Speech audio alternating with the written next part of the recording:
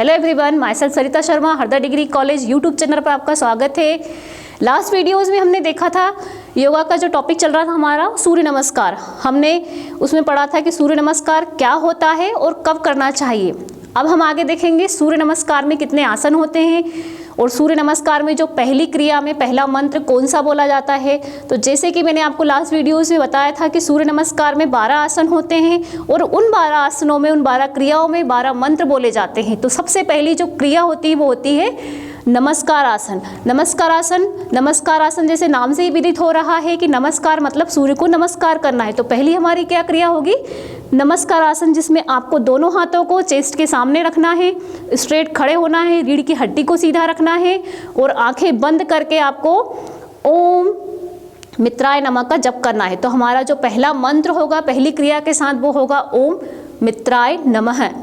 इसके बाद हम सेकेंड क्रिया जो करेंगे, सेकेंड क्रिया कैसे करते हैं। सेकेंड क्रिया में आपको दोनों हाथों को ऊपर ले जाना है और ऊपर ले जाने के बाद हमारे कंधे और आधी बॉडी ऊपर जाएगी, स्ट्रेच होगी ये इस तरह से। और उसके साथ ही हमें कौन सा मंत्र बोलना है दूसरी क्रिया में, ओम रविये नमः। तो इस तरह से पहली क्रिया का मंत्र होगा ओम मित्राय नमः, दूसरी क्रिया का मंत्र होगा ओम रविये नमः। इसके बाद तीसरी क्रिया में हम क्या करते हैं, सूर्य नमस्कार की जो तीसरी क्रिया है उसमें हम नीचे बैंड होते हैं, पूरा सिर को नीचे और बॉडी का जो आधा भाग है वो हाथ नीचे हमें ज़मीन पर रखना है। हालांकि जब आप प्रैक्टिस नहीं होती है तो पूरे हाथ आपकी हथेलियाँ जो है ज़मीन पर नहीं टिकेगी, लेकिन धीरे धीरे जब आप इसकी प्रैक्टिस करते रहोगे तो अभ्यास करने के बाद आपकी दोनों हथेलियाँ ज़मीन पर टिक जाएगी। लेकिन आपको पूरा ज़मीन पर हथेलियों को टिकाना है और घुटने सीधे रखना है, घुटनों को नहीं मोड़ना है। तो ये तीसरी क्रिया है। अब तीसरी क्रिया में जो तीसरा मंत्र है, देखो पहली क्रिया का मंत्र क्या हो गया, ओम मित्राय नमः, दूसरा हो गया ओम रविये नमः और तीसरा हो गया ओम सूर्याय नमः। तो तीसरी क्रिया में आपका मंत्र कौन सा हो जाएगा, ओम सूर्याय नमः। आगे हम सूर्य नमस्कार की आगे की क्रियाओं के बारे में देखेंगे। 3 क्रिया हमारी हो चुकी थी, जैसे नमस्कार आसन, हस्त उत्तासन और हस्त पदासन। हमने इन क्रियाओं को कैसे करते हैं और कौन सी क्रिया में कौन सा मंत्र कहा जाता है। जैसे फर्स्ट में है नमस्कार आसन में क्या था, ओम मित्राय नमः। हस्त उत्तासन सेकेंड क्रिया है सूर्य नमस्कार का, सेकेंड आसन है, इसमें है ओम मित्राय नमः और थर्ड क्रिया में है ओम रविये नमः। अब हम फोर्थ क्रिया के बारे में पढ़ेंगे जिसका नाम है अश्व संचालन।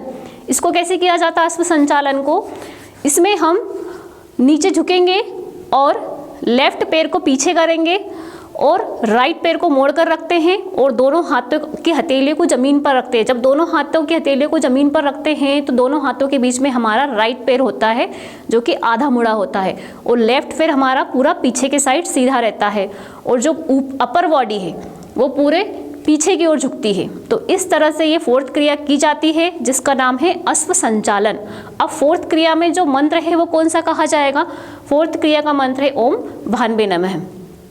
अब हम आते हैं फिफ्थ क्रिया पर, मतलब सूर्य नमस्कार के 5वें आसन पर। तो 5वें आसन का नाम क्या है, दंडासन। 5वीं क्रिया का नाम क्या है, दंडासन। दंडासन को कैसे किया जाता है, इसमें हम शरीर को पूरा ऊपर की ओर खींचते हैं, हाथ नीचे रहते हैं, पैर नीचे रहते हैं, जिसमें पूरा हमारा जो शरीर का जो हिस्सा है ऊपर की ओर उठ जाता है, हाथ और पैर नीचे झुके रहते हैं, मतलब एक पर्वत आसन की तरह पूरे धनुष के समान इस तरह से उसकी आकृति हो जाती है बॉडी की। तो इस तरह से ये आसन किया जाता है जिसमें हमारी बॉडी का आकार कैसे हो जाएगा, धनुष के आकार का। इसका एक नाम और भी जिसको पर्वतासन कहते हैं। अब दंडासन जो कि 5वां आसन है सूर्य नमस्कार का, इसमें 5वां मंत्र कौन सा कहा जाता है, ओम खगाय नमः। तो इस तरह से ये 5वां मंत्र और 5वां आसन है जिसका नाम है दंडासन। अब हम बात करते हैं सूर्य नमस्कार के 6वें आसन की, मतलब 6वीं क्रिया के बारे में। तो 6वीं क्रिया कौन सी है, अष्टांग नमस्कार। अष्टांग नमस्कार से नाम से ही जैसे हम अगर जान सकते हैं कि अष्टांग मतलब अष्टांग नमस्कार होगा। अष्ट मतलब जो हमारे बॉडी के 8 पार्ट है वो ज़मीन से टिके रहते हैं, बाकी के पार्ट ज़मीन से ऊपर रहते हैं, जिसमें दोनों घुटने, कमर और उसके बाद दोनों कोहनियाँ, दोनों कंधे और चिन्ह, ये सब ज़मीन से टिके रहेंगे और बाकी के पूरा हिस्सा हमारा ज़मीन से ऊपर उठा रहेगा। इसमें हमको लेटना है उल्टा, घुटने टिके रहेंगे ज़मीन पर, कमर टिकी रहेगी, पेट उठा हुआ रहेगा, चेस्ट हमारा ज़मीन से टिका रहेगा और दोनों कंधे उठे रहेंगे, दोनों कोहनियाँ और दोनों हथेलियाँ ज़मीन पर रहेगी और सिर ऊपर रहेगा। तो इस तरह से अष्टांग नमस्कार होता है। अब अष्टांग नमस्कार जो छठवां हमारा आसन है, इसमें मंत्र कौन सा बोला जाता है? ओम पुष्णे नमः। इस तरह से ये हमारा छठवां आसन होता है। इसके बाद हम बात करते हैं सूर्य नमस्कार के 7वें आसन की, ओम पुष्णे नमः। तो ओम पुष्णे नमः के बाद ये जो हमारा छठवां आसन था वो पुष्णे नमः आएगा। उसके बाद अष्टांग नमस्कार में भुजंगासन, 8वां जो आसन है वो कौन सा है? भुजंगासन। भुजंगासन को करने की क्रिया क्या है? भुजंगासन में हम उल्टे लेटेंगे ज़मीन पर और दोनों हथेलियों के सहारे हम अपर बॉडी को ऊपर उठाएंगे और पीछे की ओर देखने की कोशिश करेंगे उल्टा लेटकर। तो ये होता है भुजंगासन। अब भुजंगासन हमारे सूर्य नमस्कार का 8वां आसन है और इसमें मंत्र कौन सा बोला जाएगा? भुजंगासन में ओम हिरण्यगर्भाय नमः। तो इस तरह से ये 8वां आसन हो गया। इसके बाद आएगा 7वां आसन भुजंगासन है और 8वें में आएगा पर्वतासन। पर्वतासन बाद वापस वही रिपीट हो जाएंगे। अब जो हमारे जितने भी आसन हैं 7वें नंबर तक अलग अलग आसन और अलग अलग नाम हैं। 8वें से वापस आसन हमारे रिपीट होंगे। जैसे भुजंगासन के बाद आ जाएगा पर्वतासन, जिसको मैंने आपको जो 5th क्रिया में किया गया था, उसके बाद फिर रिपीट हो जाएगा अश्व संचालन, जो हमने 4th क्रिया में किया था। अब अश्व संचालन में इसमें हमने जो पहली क्रिया की थी उसमें हमने लेफ्ट पैर को पीछे करा था। अब जो हम करेंगे अश्व संचालन, उसमें हम राइट पैर को पीछे करेंगे और लेफ्ट पैर को मोड़ेंगे, मतलब उससे विपरीत होगा। इसके बाद है हस्त पदासन और हस्त उत्तासन और नमस्कार आसन, मतलब कि जो बाद में जो 5 क्रिया या 4 क्रिया होगी वो वापस से रिपीट हो जाएगी सूर्य नमस्कार में और इनको अलग अलग मंत्रों के साथ करा जाएगा। अब हम आगे देखेंगे कि जो 8वीं क्रिया है, जैसा कि मैंने आपको बताया था लास्ट वीडियोस में कि सूर्य नमस्कार में 8वीं क्रिया से आसन हमारे रिपीट होते हैं। तो पर्वतासन, पर्वतासन कैसे किया जाता है? जिसमें दोनों हाथ की हथेलियां जमीन पर रहती है और दोनों पैर के पंजे जमीन पर रहते हैं, बाकी पूरी बॉडी जमीन से ऊपर उठी हुई रहती है, मतलब ऐसा इस तरह से धनुष के समान उसका आकार बनेगा और ये पर्वतासन होगा। तो सीधे भुजंगासन के बाद हम कौन सा आसन करते हैं? पर्वतासन। अब पर्वतासन जो कि हमारा 8वां आसन है, इसमें मंत्र कौन सा बोला जाएगा? इसमें था ओम पुष्णे नमः। अब आ जाएगा 7वें आसन में था ओम हिरण्यगर्भाय नमः। अब इसमें आ जाएगा ओम सवित्रे नमः। ओम सवित्रे नमः के बाद हमारा जो 9वें नंबर का आसन है वो कौन सा था? 9वें नंबर में है अश्व संचालन। ये कौन सी क्रिया है? जैसे कि मैंने आपको लास्ट वीडियो में बताया था कि इसमें रिपीट होगी क्रियाएं, तो ये हमारा 4थे नंबर पे भी यही था और 9वें नंबर पे भी यही था। देखो आप लोगों को ये ध्यान रखना है कि जो आसन रिपीट हो रहे हैं वो कौन से आसन कब रिपीट हो रहे हैं। जैसा 4th नंबर का आसन किस में रिपीट हो रहा है? 9वें नंबर पे। तो अश्व संचालन कौन से सूर्य नमस्कार के 2 क्रियाओं में किया जाता है, कौन से 2 नंबरों पर किया जाता है? तो ये भी आपको याद रखना है कि जो 2 आसन किए जाते हैं वो कब रिपीट हो रहे हैं। तो 8वें नंबर से रिपीट होंगे तो पहला हो जाएगा पर्वतासन और जो 4थे नंबर पे हमने अश्व संचालन किया था वो 9वें नंबर पे रिपीट होगा।